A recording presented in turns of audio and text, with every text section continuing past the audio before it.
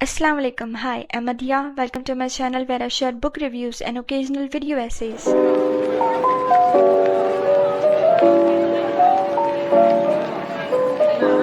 तो आज के वीडियो में मैं एक उर्दू बुक रिव्यू करने वाली हूँ। उर्दू में ही, क्योंकि किताब खुद उर्दू में है और क्योंकि छपरी का इंग्लिश इक्विवेलेंट वर्ड मुझे अभी तक मिला नहीं है। और अगर आप अभी भी नहीं समझ पाए तो मैं क्लियर कर दूं, मैं बात कर रही हूँ ओजी छपरी, सालार सिकंदर की पीरे कामिल और आबे हयात की। मैंने ये नॉवेल्स और सालार का नाम सालों से सुन रही थी, लेकिन इंडिया में, खास करके मेरे शहर में, ये बुक मुझे मिल नहीं रही थी और पीडीएफ से पढ़ना मेरा सीन नहीं है। तो लकीली मेरे एक दोस्त ने इतने सालों बाद दिल्ली से भेज दी और अब जब मैंने पढ़ ली है तो रिव्यू बनता ही है और कंप्लेन भी बनती है, स्पेशली मेरी प्यारी इमामा के लिए।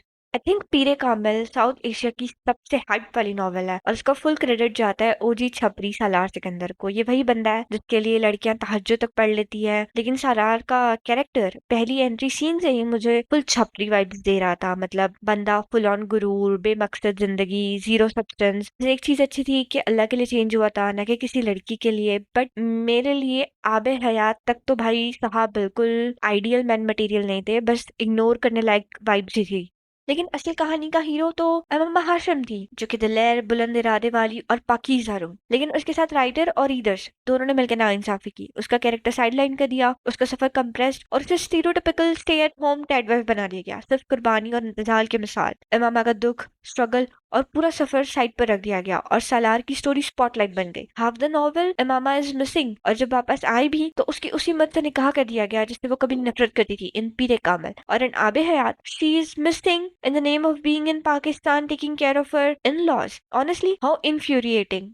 और ऊपर से नॉवेल ने रिवायती पेट्रियार्कल वैल्यूज को बिना किसी तनकीद के ग्लोरीफाई किया है। स्टोरी बाहर से प्रोग्रेसिव लगती है, लेकिन अंदर से वही पुराने रूल्स, खामोशी, सबर, कुर्बानी। इमामा को सिर्फ सेक्रीफाइस की स्टैचू बना दिया गया, जबकि वो उसे कहीं ज्यादा डिजर्व करती थी। सालार का सफर बहुत तफसील से है, टिपिकल साउथ एशियन लाडला बेटा और शोहर वाला पैकेज, उसका बोझ, नफसियाती कसक, तब्दीली, और आबे हयात में उसका नर्म और शफीक वर्जन।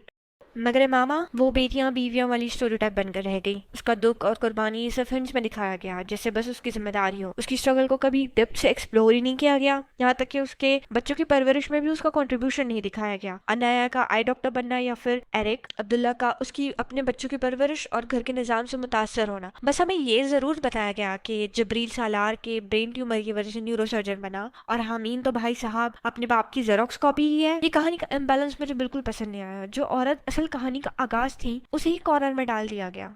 एक तो ना मुझे उमैर अहमद का लिखने का स्टाइल भी इरिटेटिंग करता है। किरदार या तो पूरे शैतान होते हैं या फिर बिल्कुल फरिश्ते। बीच का ग्रे जोन और रियल इंसानी स्ट्रगल बिल्कुल गायब होती है और इंस्टेड ऑफ शोइंग अस वो सब कुछ सीधा हमारे मुंह पर थोप देती है, जिससे कहानी एक रूहानी अफसाना बन जाती है, लेकिन जिंदगी वाली रियलिटी मिसिंग होती है। और भाई साहब सबको सालार ही दिखाई देता है। लड़कियां उसकी तारीफ में पागल हुए जा रही है, तहज्जुद पढ़ रही है, लेकिन एरिक अब्दुल्ला बंदा 16 साल इंतजार करता है अनाया का। या फिर हाशिम जो अपनी बादशाहत और सऊदी की फेमस पोलोगैमी तक छोड़ने को तैयार होता है रईसा के लिए। ये थे असल कुर्बानी की मिसाल, ये थे असल आइडियल मैन। लेकिन राइटर और रीडर्स दोनों ने इन्हें साइड कैरेक्टर बना के रखा हुआ है और बस सालार सालार सालार सालार कर रहे हैं।